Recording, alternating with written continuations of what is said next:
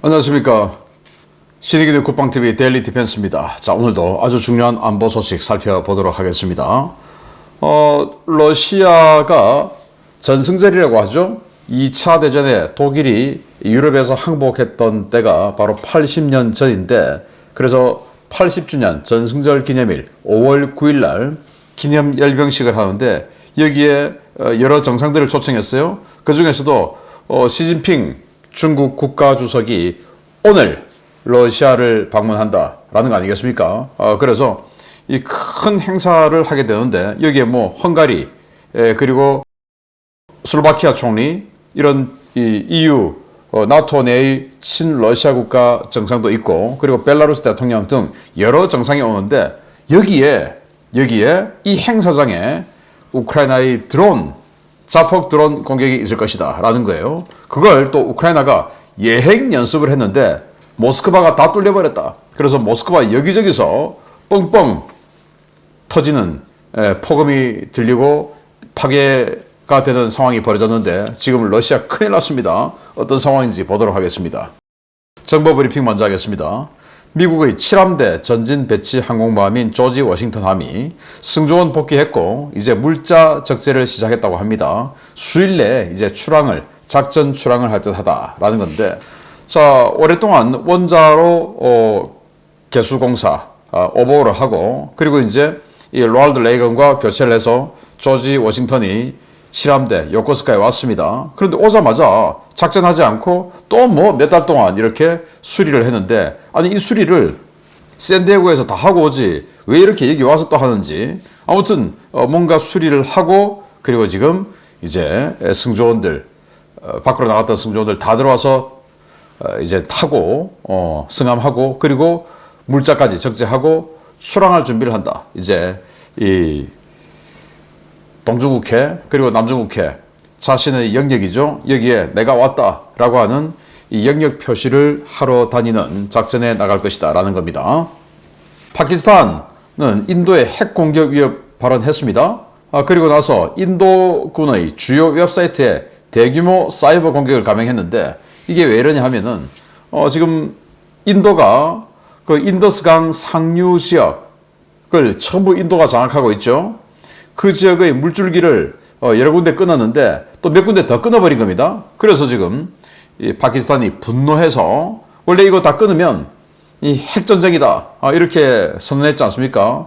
그래서 핵전쟁 전에 이렇게 사이버 공격 먼저 포문을 열었다라는 건데, 자, 점점점 뭔가가 고조되고 있는, 에스컬레이션 되고 있는 이런 모양새입니다. 미국은 디에고 가르시아의 B-52H 전략폭격기 2대를 추가 배치했습니다. 니미츠 항공모함도 남중국해에서 서진 중인데, 디에고 가르시아의 B-2 폭격기 6대를 배치를 했죠. 사상 최대 규모로 배치를 했는데, 이 6대를 그대로 두고 다시 본토에서 추가로 2대의 B-52 폭격기를 더 보낸 거예요. 자, 여기 미국 본토에서 하와이 쪽으로 날아가는 B-52H 2대의 모습인데, 이 통신에 이 아마추어 통신사들이 이 통신을 청취를 했어요. 그래서 하와이를 거쳐 디에고 가르시아로 간다라는 통신이 있었다고 합니다. 자, 그래서 2대의 B-52H 전략폭격기가 디에고 가르시아, 즉 중동 지역에 추가로 배치되고, 그리고 또 니미츠 항공모함도 원래 필리핀 동쪽에 있었지 않습니까? 그게 지금 필리핀 서쪽으로 남중국해로 들어온 거예요. 그래서 서진 중인데, 여기서 남쪽으로 쭉 내려오면 이제 말라카 해협 통과해서 인도양으로 들어오는 거고, 아니면 여기서 회전을 하게 되면 이 남중국해 항행의 자유작전을 하게 되는 건데, 만약에 쭉 서남쪽으로 내려와서 인도양으로 들어가게 되면 이제 해리 S 트루먼 항공모함은 본토로 돌아가고, 칼빈슨 항모와 칼빈슨 그리고 이 니미츠가 2대가 후티 그리고 이란을 공격하는 임무를 맡게 되지 않을까라는 생각을 해봅니다. 네타냐후 이스라엘 총리는 하마스가 완전히 패할 때까지, 또 모든 인질이 송환될 때까지 가자지구 점령을 계속할 것이다. 지금 계속 이제 남쪽으로 밀어붙이고 있어요. 그래서 악시오스는 이런 작전에 대해서 트럼프 대통령의 이 네타냐후에 대한 그린라이트, 청신호를 받았다라고 하는 거예요. 그래서 해도 된다, 원하는 대로 해. 네타냐후 하고 싶은 대로 해. 이제 이런 그린라이트를 받았다. 이겁니다. 그래서 지금 이 하마스가 원래는 무장 해제하고 원하는 대로 해줄 테니까 우리 하마스 지도부들 제3국으로 망명시켜주고 신변 보호해달라라고 했는데 그 말은 블러핑이었다라는 것이 지금 하마스 계속 격렬한 저항을 하고 있으니까 블러핑이었다라는 것이 되고요. 트럼프 대통령과 튀르키예의 에르도안 대통령이 전화통화를 했습니다. 이 에르도안이 지금 여러 군데에 뭔가가 좀 걸려 있어요. 일단 우크라이나 전쟁에서는 우크라이나와 러시아 양쪽에 지금 튀르키예는 걸치고 중간에서 지금 뭔가 좀 조율을 하고 싶은 뭐 이런 스탠스를 취하고 있죠. 전쟁 직후 지금까지 계속. 그래서 우크라이나 전쟁에서 좀 역할을 좀 해달라라는 거. 그리고 가자 지구 문제에 있어서 이 튀르키예가 팔레스타인 편을 많이 들어서 이스라엘과 굉장히 관계가 안 좋죠. 이 부분에 대한 협조를 좀 해달라라는 거. 그리고 시리아 북부 지역에서 영향력을 확대해서 내려가면서 과거 러시아가 영향권을 가지고 있었던 그 지역을 튀르키예가 지금 먹고 있는 중입니다. 그렇게 해서 내려가고 있는데 이스라엘은 또 시리아에서 영향력을 북상시키고 있죠. 여기에서 지금 서로 충돌을 하고 있는데 튀르키예와 이스라엘은 가자지구 문제로 지금 튀르키예가 단교를 해버린 상태죠. 여기에서 좀 그러지 마라 라는 이런 부탁을 트럼프 대통령이 한 거 아닌가 싶은데요. 그래서 트럼프 대통령은 생산적인 대화를 나눴다. 뭐 대화 내용은 밝히지 않고 생산적인 대화를 나눴다. 이렇게 이야기했습니다. 국경 없는 기자회는 러시아 내부의 반체제 세력과 함께 가택연금 중이던 러시아 언론인 예카테리나 바라바시라는 사람을 프랑스로 탈출시키는 공작에 성공했다고 합니다. 자, 이 여성인데 이 예카테리나 바라바시는 언론인이고 자기는 이제 글 쓰는 사람이에요. 글 쓰는 사람. 자기는 글을 써서 우크라이나 전쟁 그리고 뭐 푸틴 이 반체제 글을 계속 썼고 그리고 자신의 아들도 그런 이 어머니의 이런 글들 그리고 자신의 주장을 더해서 SNS에 지속적으로 올렸답니다. 그래서 이 푸틴 정부가 이 모자를 가택연금 시켜버렸는데 그걸 이제 국경 없는 기자회 그리고 반체제 인사들이 프랑스로 탈출시켰다는데 아들과 같이 탈출을 했겠죠? 뭐 아들 이야기는 없던데 아무튼 이런 상황이고 크렘린 대변인은 푸틴 대통령과 트럼프 대통령 직접 회담이 필요한 상황이다. 그런데 아직 구체적인 회담 계획은 없다. 이렇게 이야기했는데 그동안 몇 달 동안 우리는 뭐 회담 없어. 휴전 협상 그런 거 없어. 뭐 이렇게 계속 뭔가 좀 고자세로 나갔던 이 러시아가 직접 회담이 필요한 상황이다 라고 하는 것으로 봐서 뭔가 지금 좀 자기네들이 지금 위축되고 있는 상황이다 라는 거죠. 왜냐 지금 그 오펙 플러스가 석유를 증산하고 뭐 그런 여러 가지 그리고 재정 적자 상황이 너무나 심각하게 계속 진행되고 있고 하다 보니까 이것을 타개해 나가기 위해서는 이제 빨리 휴전하고 트럼프 대통령하고 이 러시아에 대한 추가 제재를 또 한다고 하니까 그거 좀 풀어주고 뭐 이런 걸 좀 하고 싶다라는 그런 표시를 한 거죠. 그런데 아직 구체적 계획은 없다라고 하는 것은 미국과 회담에 대한 협의가 없다라는 답답함을 토로한 것이다. 이렇게 보고요. 우크라이나 총사령관 시리스키는 쿠르스크 작전은 패한 게 아니다. 소개의 목표를 달성한 것이다. 라고 말을 하면서 다음 단계를 준비한다. 라고 발언하고 그 직후에 바로 또 쿠르스크를 공격해버렸어요. 쫓겨나왔지 않습니까? 그런데 다음 단계를 준비한다 라고 하면서 다시 또 공격을 했는데 자 어딘가 하면은 수미에서 조금 더 위쪽 이 지역입니다. 이 지역에서 공격을 해 들어가서 지금 이틀째 전투를 벌이고 있다고 하는데 이 지역에 아직도 러시아군 방어 병력이 바글바글 하고 있습니다. 그래서 지금 우크라이나가 여기를 치고 들어간다고 해서 러시아를 밀어붙이고 뭐 쿠르스크를 상당 부분 점령하고 할 수 있는 그런 상황이 아닌데 공격을 했어요. 그래서 이틀 동안 러시아 측의 주장에 따르면 우크라이나군의 차량들, 각종 차량들을 한 50여 대를 파괴했다라고 하는데 우크라이나 입장에서 한 지역에서 이틀 동안 50여 대의 차량이 파괴됐으면 이거 심각한 데미지죠. 그럼에도 불구하고 지금도 공격을 하고 있어요. 아마도 여기에서 뭐 딱히 밀어붙이고 할 수는 없는데 이 자기네들이 가만히 있으면 여기에 있는 아주 많은 수의 방어병력들이 이 동부전선으로 하르키우 또는 이 남부전선 이쪽으로 이동 배치되어서 그 지역의 공세가 강화될 것을 두려워해서 이 지역의 방어병력의 발목을 붙잡기 위해서 하는 그런 공세가 아닌가라는 생각을 해봅니다. 수단 반군, 수단 이야기가 나왔어요. 홍해 인근의 포트 수단에 대규모 미사일 그리고 드론 공격을 해서 정유시설, 창고를 파괴시켜서 대폭발을 일으켰습니다. 자, 여기 이 홍해 연안의 항구 도시인데 포트 수단.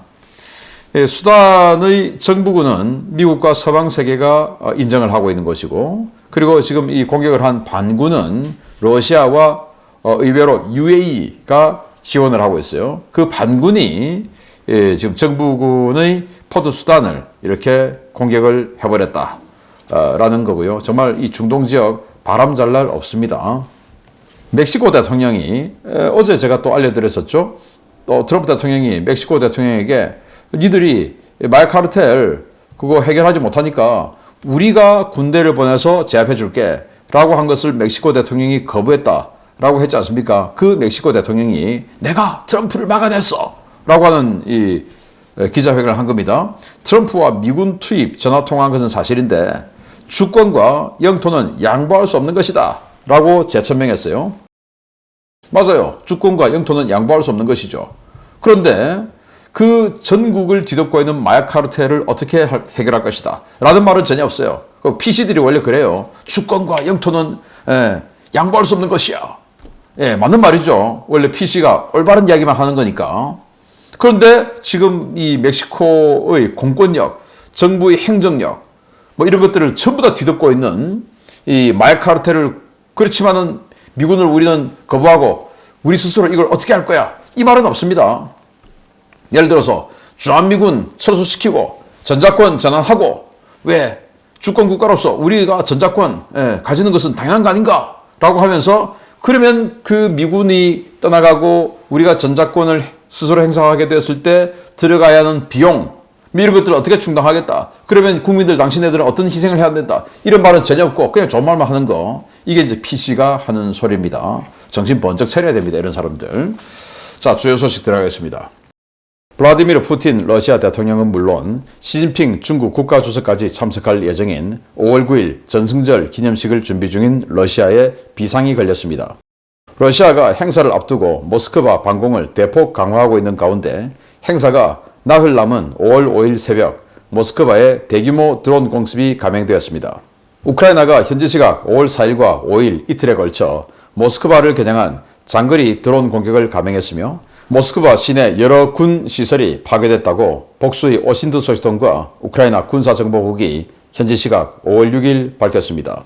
5월 4일 야간부터 시작된 이번 공습은 키이우와 체르니히우 지역에서 날아온 다수의 드론에 의해 수행됐는데요.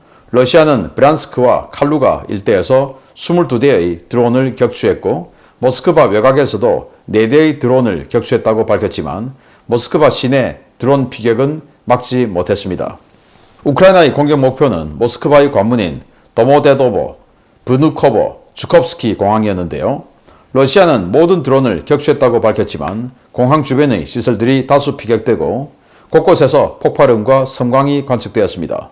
모스크바 주민들은 곳곳에서 울리는 대공포 소리와 섬광, 사방에서 들리는 폭음 때문에 공포에 떨어야 했는데요. 모든 드론을 모스크바시 외곽에서 격추했다는 러시아 국방부 발표와 달리 이날 시내에서 최소 10대 이상의 드론이 떨어진 것으로 보고 있습니다. 러시아는 비상이 걸렸습니다. 오는 5월 9일 모스크바 붉은 광장에서 거행될 전승절 기념식에 우크라이나가 드론 공격을 감행할 수도 있다는 불안감 때문인데요. 이번 드론 공습으로 모스크바 주변 모든 공항이 임시 폐쇄되는 사태까지 빚어지면서 러시아군의 불안감은 증폭되고 있습니다. 특히 러시아는 현지 시각으로 7일 모스크바에 도착하는 시진핑의 전용기 접근 시점에 드론 공격이 발생해 모스크바 주변 공항이 폐쇄되는 상황에 대해 극도의 우려를 표하고 있는데요. 이 때문에 모스크바 외곽 방공망을 대폭 강화하는 한편으로 주요 지역의 인터넷 통신과 이동전화 서비스 신호를 차단하기 시작했습니다. 모스크바 시내에서는 5월 5일 오전 8시부터 크렘린 인근을 시작으로 주요 구역의 인터넷과 이동통신 서비스의 차단 작업이 시작됐는데요. 러시아 국영 타스 통신은 통신 차단 조치 3시간 만에 통신업체들의 10,000건이 넘는 항의 전화가 빗발쳤다고 전했습니다. 문제는 전승절 기념식 VIP 단상의 좌표가 매년 동일하기 때문에 우크라이나가 이곳을 겨냥해 드론을 날릴 가능성도 배제할 수 없다는 것인데요. 전례 없는 불안감 속에 전승절 행사를 치러야 하는 푸틴. 과연 시진핑 앞에서 어떤 망신을 당할지 기대감을 가지고 지켜봐야겠습니다. 네, 모스크바 시내에서 이렇게 곳곳에서 대공포가 솟아오르고 5월 4일, 5월 5일 이틀 동안 난리가 났습니다. 야간에. 자, 이 러시아의 밀 블로거들은 이런 식으로 우크라이나가 많은 드론을 날렸다라고 하는데 여기는 좀 하르키우 지역이죠. 여기는 뭐 아닐 테고 지금 이 지역의 이런 드론들이 이렇게 북쪽으로 해서 모스크바 쪽으로 날아온 이 공습 경보를 바탕으로 만든 드론 발사 지도예요. 이 밀 블로거들이 만든 겁니다. 자, 이런 식으로 들어와서 뭐 아주 많은 숫자가 들어왔는데 러시아 국방부는 공식적으로 다 막았다라고 했지만 모스크바 시내에 최소 10발 이상의 드론이 들어와서 폭발했다라는 겁니다. 자, 그래서 뭐 이렇게 모스크바 시내 아파트가 드론 맞고 폭발을 한 이런 모습도 보이고 있고요. 자, 모스크바에 4개의 공항이 있는데 이 북쪽에 있는 이 공항, 이거 빼고 이 아래에 있는 이 3개 공항을 지금 폐쇄했다고 합니다. 왜? 지금 남쪽에서 지금 드론들이 날아오고 있으니까 이게 굉장히 큰 상황이죠. 그리고 특히 시진핑이 착륙을 하던 그 시점에 만약에 드론이 날아온다면 이거 어떻게 되겠습니까? 끔찍하죠. 그리고 시진핑이 사고를 당하지 않는다 하더라도 그 망신은 또 어떻게 되겠습니까? 정말 참 대망신이죠. 자, 이런 상황이 지금 벌어져 있는 거고요. 자, 그래서 지금 모스크바 시내에 인터넷 그리고 이동통신 다 차단돼 있어요. 유선 인터넷도 차단되고 무선 인터넷도 차단되고 이동통신도 차단되는데 유무선 인터넷은 왜 차단하냐? 예를 들어서 붉은 광장에서 열병식 열리는데 보고 있다가 인터넷 이런 그 PC로 지금 시진핑 등장했어 라고 인터넷으로 알려줄 수 있는 거 아닙니까? 실시간으로. 자, 그래서 인터넷, 뭐 휴대폰 다 지금 차단되어 있는 겁니다. 지금 엄청난 일이 모스크바에 벌어지고 있죠. 자, 그래서 이 전승절 열병식 차량을 니들 이렇게 만들어야 되는 거 아니야? 라고 조롱하는 CG까지 등장했어요. 지금 사열을 하는 이 무게차, 이 오픈카에 위에 커프 케이지, 드론 들어왔을 때, 자폭 드론 들어왔을 때 그걸 막아내는 이 커프 케이지 이런 거 설치해야 되는 거 아니야? 라고 하는 조롱 CG까지 등장했는데 어쩌면 그럴 수도 있죠. 자, 그래서 시진핑 중국 국가주석, 그리고 헝가리 총리, 슬로바키아 총리, 벨라루스 대통령 등 해외 정상들이 참석하는 이 붉은 광장의 열병식. 그런데 푸틴이 어디에 앉고, 푸틴 옆에 이제 시진핑 앉겠죠. 반드시. 그러면 어디에 앉는 거? 그 붉은 광장의 행사장 로얄 박스는 뭐 항상 똑같으니까 그거 다 알고 있겠죠. 과연 5월 9일 날 안전할 것인가? 그래서 지금 러시아는 초비상이 걸렸다고 하는데 그 예행 연습이라도 하듯이 5월 4일, 5일 우크라이나가 대규모 드론 공격을 감행했고 그걸 또 러시아는 막아내지 못했고 과연 5월 9일 날 공격을 할 것인가? 그걸 또 러시아는 막아낼 수 있을 것인가? 기대가 됩니다. 지켜보겠습니다.